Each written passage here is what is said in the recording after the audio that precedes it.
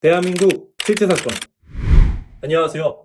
우리 주변에서 생각보다 흔하게 일어나고 있지만 많은 분들이 알지 못해서 봉변을 당하고 있는 실제 사건들만을 소개해드리는 대한민국 실제 사건입니다. 오늘 소개해드릴 실제 사건은 우리가 흔하게 찾는 상비약을 잘못된 방법으로 섭취했다가 발생한 치명적인 부작용 사고에 대한 것입니다. 대한민국에서 실제로 벌어진 일이고 실제로 일상에서도 접할 확률이 높은 사고인 만큼 오늘 영상을 반드시 보셔야 합니다. 부산시 중구의 27세 여성 김민지 씨에게 일어난 일입니다. 민지 씨는 대학을 졸업한 뒤 중소기업 관리팀에서 근무 중인 직장인이었습니다. 입사 후 3년차가 된 민지 씨는 슬슬 업무에도 능숙해지기 시작했고 급여도 꽤 오르게 되었는데요. 3년차 봄이 되자 민지 씨는 저축해둔 돈으로 새 원룸을 얻어 본가에서 독립하게 되었습니다. 그리고 몇 달 후 2분기 성과급 보너스까지 받은 민지 씨는 가을을 맞아 새 옷을 몇 벌 사기로 마음먹었죠. 인터넷 쇼핑몰에서 가디건과 니트, 그리고 원피스와 같은 치마까지 가지각색의 가을 옷을 쇼핑한 민지 씨. 며칠 뒤 배송된 택배를 보고 마음이 들뜬 민지 씨는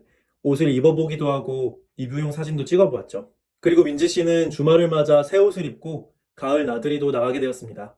하지만 민지 씨가 가을 날씨를 만끽하며 새 옷을 입을 수 있는 시간은 너무도 짧았습니다. 불과 한 달여 만에 기온이 뚝 떨어져 버린 것이었습니다. 10월 중순이 되자 어느새 기온이 10도 아래로 떨어져 버렸죠. 어떤 날에는 아침 최저 기온이 3도까지 떨어지기도 했고 심지어 강원도에는 기온이 영하로 떨어지며 얼음이 언지엽도 있을 정도였습니다. 하지만 민지 씨는 비싸게 산 옷을 고작 한 달만 입을 수 없다는 일념으로 며칠만 더 가을 옷을 입고 버텨보려고 했는데요. 그렇게 평소처럼 가을 옷을 입고 출근한 민지 씨는 매서운 환절기 추위에 덜덜 떨어야만 했습니다. 버스에서 내리고 나니 겨울철과도 같은 쌀쌀한 냉바람이 민지 씨에게 파고들었던 것입니다. 민지 씨는 헐레벌떡 회사 건물로 뛰어들어간 다음에야 겨우 따스한 온기를 느낄 수 있었죠. 그날 직원들의 주요 화제거리도 갑자기 추워진 가을 날씨였습니다. 그때 동료 직원들이 민지 씨를 걱정하며 아침에 춥지 않았냐고 물어보았는데요. 민지 씨는 솔직히 추웠다고 대답할 수밖에 없었습니다. 민지 씨는 내일부터는 가을 옷을 입고 출근하지 않기로 결심했고 퇴근길에 동료의 목도리를 빌려 두르고 집으로 돌아갔습니다. 그리고 그날 밤 민지 씨는 온몸에 오한이 들고 이마에 열이 끓는 것을 느꼈습니다. 환절기에 너무 춥게 입고 나갔다가 감기에 걸려버린 것이었죠. 기침에 콧물, 그리고 온몸이 쑤시는 근육통까지 전형적인 감기 몸살이었습니다. 도저히 다음날 출근을 할 상태가 아니었기에 민지 씨는 회사에 병가 신청을 내고 집에서 요양하게 되었죠. 민지 씨는 이불을 뒤집어 쓰고 오들오들 떨면서 보일러 전원 버튼을 눌렀습니다. 하지만 너무 오랫동안 작동시키지 않았던 탓일까요? 시간이 한참 지나도 민지 씨 원룸의 보일러가 작동할 생각을 하지 않았습니다. 한밤중인지라 수리기사를 부를 수도 없는 상황. 거기에 민지 씨는 봄에 독립했기에 그녀의 원룸에는 그 어떤 난방기구도 준비되지 않은 상황이었는데요. 민지 씨는 별수 없이 이불 속에서 떨어야만 했습니다. 그런데 그때 민지 씨에게 한 가지 사실이 떠오릅니다. 책상 서랍 속에 지난번에 먹고 남은 아스피린 몇 알이 남아있다는 것이었죠. 민지 씨는 곧바로 침대에서 일어나 서랍을 뒤졌고 아스피린을 찾아낼 수 있었는데요. 그런데 서랍 속에는 아스피린 외에도 여러 약이 들어있었습니다. 국내 제약사에서 생산된 해열 진통제, 그리고 비타민C 영양제 한 통도 같이 놓여 있었던 것이죠. 부모님이 보내주신 비타민 중에서 한 통이 방치되어 있었던 것인데요. 그 외에 다른 약들도 이사 올 때 챙겨온 뒤 서랍에 넣어둔 걸 깜빡한 모양이었습니다. 민지 씨는 비타민C가 감기에 좋다는 영양 정보를 기억해내고 아스피린과 해열 진통제에 비타민C까지 모든 약들을 한꺼번에 입에 털어넣었습니다. 그리고 물 한 잔을 꿀꺽꿀꺽 삼켜 입속의 알약들을 동시에 식도로 넘겼죠. 그렇게 약을 먹고 나니 과연 몸 상태가 한결 개운해지는 것이 느껴지는 것이었습니다. 민지 씨 아버님의 지론은 아스피린이 만병통치약이라는 것이었는데요. 민지 씨가 보기에도 과연 그 말대로였습니다. 기운을 좀 차린 민지 씨. 이제는 스마트폰을 만질 여유도 생겼습니다. 친구들이 모인 단톡방에서 민지 씨는 감기에 걸려서 힘들다고 하소연을 늘어놓았는데요. 그러자 그 얘기를 들은 친구들의 위로가 쏟아졌죠. 그런데 한 친구가 이런 얘기를 합니다. 소주에 고춧가루 타서 먹으면 감기 바로 낫는다던데? 이 얘기에 민지 씨의 귀가 솔깃해졌는데요. 그녀는 바로 냉장고에 들어있던 먹다 남은 소주를 따르고 고춧가루를 섞어 젓가락으로 휘휘 저었습니다. 그리고 한 입에 들이키니 알싸하고 쓰라린 맛이 민지 씨의 혀를 강하게 자극했죠. 친구의 조언이 사실이었는지 소주를 먹고 나니까 몸에 생기가 도는 것이 느껴졌습니다. 민지 씨는 내일 아침에 다 나아버리면 어떡하나 하고 행복한 고민을 하며 침대로 들어갔죠. 그런데 술을 마신 탓인지 잠이 잘 오지 않는 것이었습니다. 아플 땐 푹 자야 낫는 법인데 잠이 달아나 버렸으니 난감하기 짝이 없습니다. 민지 씨는 할 수 없이 평소에 복용하던 수면제까지 삼킨 후 다시 잠을 청했습니다. 수면제의 효과 때문인지 잠이 솔솔 잘 왔고 그렇게 민지 씨는 꿈나라로 향하게 되었죠. 그렇게 그날 밤이 지나갔습니다. 다음날 아침이 되자 민지 씨의 친구들이 괜찮냐고 안부 연락을 했는데요. 민지 씨가 푹 잠든 것인지 대답을 하지 않는 것이었습니다. 그날 밤이 다 되도록 아무 연락이 되지 않았죠. 밤에는 민지 씨의 부모님이 민지 씨에게 전화를 걸어보았지만 그때는 아예 전화기가 꺼져 있는 상태였습니다. 그리고 이튿날 이제는 민지 씨의 병가가 끝나고 회사에 출근해야 할 시간이었습니다. 그런데 민지 씨는 오전 10시가 지나도록 출근을 하지 않았습니다. 상사가 민지 씨에게 전화를 걸어보았지만 이미 전화기가 꺼져 있었으니 연락 자체가 불가능한 상황이었습니다. 의아하게 여긴 상사는 민지 씨에게 무슨 일이 있나 싶어서 민지 씨의 본가로 전화를 걸어보았습니다. 그러자 민지 씨의 어머니는 깜짝 놀랄 수밖에 없었습니다. 전날에도 딸이 연락이 안 되었는데 거기에 회사까지 결근했다고 하니 무슨 일이 생겨도 단단히 생겼다 싶었던 것입니다. 연락을 받은 민지 씨의 어머니는 즉시 민지 씨의 원룸으로 찾아갔습니다. 어머니가 도어락의 비밀번호를 누르는 순간 어쩐지 주변이 고요한 것이 느껴졌고 문을 열고 들어선 뒤에도 집 내부에서 생동감이 전혀 느껴지지 않았습니다. 불길한 느낌을 받은 어머니는 민지 씨가 누워있는 침대로 달려갔습니다. 그리고 달려간 어머니의 눈에 비친 것은 피부가 온통 파랗게 변색된 채로 이미 싸늘한 주검이 되어버린 민지 씨의 모습이었습니다. 어머니는 통곡하며 민지 씨를 흔들어 보았지만 이미 세상을 떠난 민지 씨는 미동도 없이 굳은 채였습니다. 꽃다운 나이의 20대 여성이 단순한 감기로 요양한 뒤에 갑작스럽게 사망하게 된 참으로 미스터리한 사건이었습니다. 지금까지 부산시 중구의 27세 여성 김민지 씨에게 일어난 사고 사례를 살펴보았습니다. 민지 씨는 환절기 감기에 걸린 뒤 약을 먹고 누워서 요양한 뒤 사망한 채로 발견되고 말았죠. 나이도 젊고 특별한 지병도 없었던 민지 씨가 사망하게 된 원인은 과연 무엇이었을까요?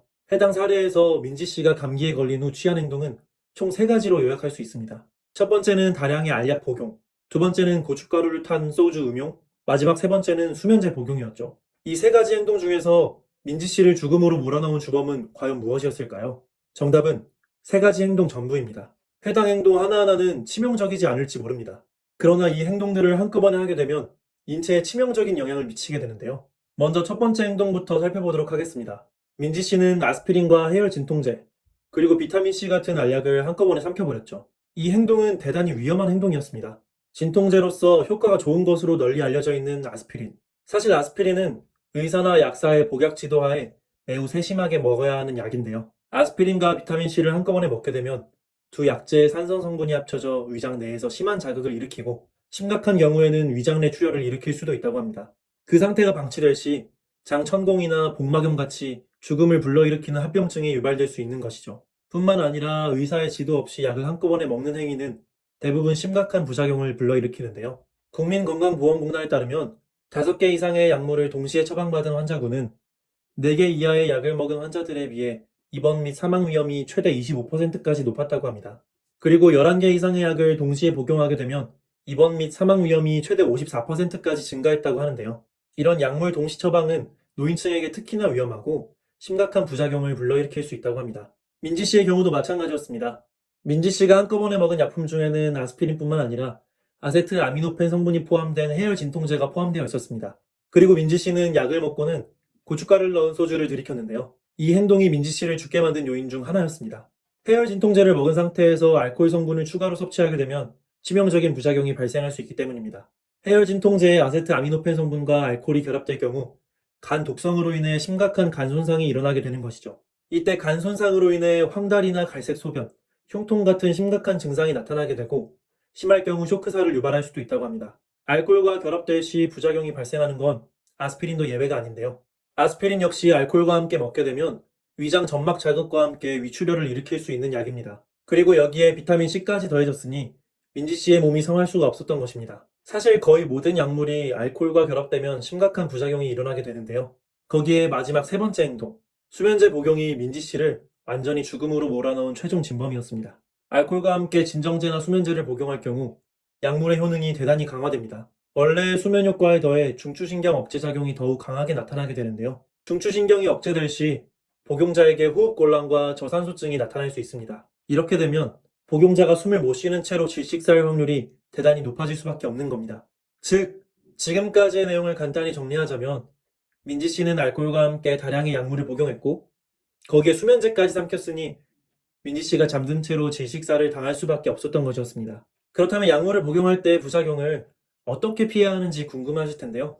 우선 첫째로 약물 복용 시에 절대로 술을 같이 드시지 말라는 부분을 강조드리고 싶습니다. 알코올과 함께 약을 먹게 될 시 어떤 부작용이 일어날지 모르니까요. 그리고 두 번째 예방법은 약을 처방받으실 때 반드시 의사에게 기존에 먹던 약물의 처방전을 제출하셔야 한다는 겁니다. 기존 약과 새 약을 같이 먹어도 되는지 의사분께 다시 한번 확인해 달라고 부탁드리는 것이죠. 마지막 세 번째 예방법은 약을 복용하시기 전에 꼭 약사의 복약 지도를 받으셔야 한다는 겁니다. 민지 씨 가족이 신봉했던 아스피린의 경우 사실 감기에 큰 효과가 없다는 연구 사실이 밝혀졌습니다. 아스피린에는 해열, 신통 효과가 있지만 목감기나 콧물, 기침에는 별 효과가 없으니 다른 종합감기약을 먹는 것이 더 도움이 되는 것이죠. 또 가정에 상비해둔 아스피린을 잘못 복용할 경우 민지 씨와 같은 부작용이 일어날 수도 있는데요. 위출혈로 입원하거나 사망하는 환자의 발병 원인 36%가 아스피린 부작용 때문이라고 합니다. 그러니 의사 처방 없이 쉽게 구할 수 있는 가정용 상비약이라고 해서 절대 방심하셔서는 안 되며 평소에 명확한 복약 방법을 숙지해 두셔야 하는 것입니다.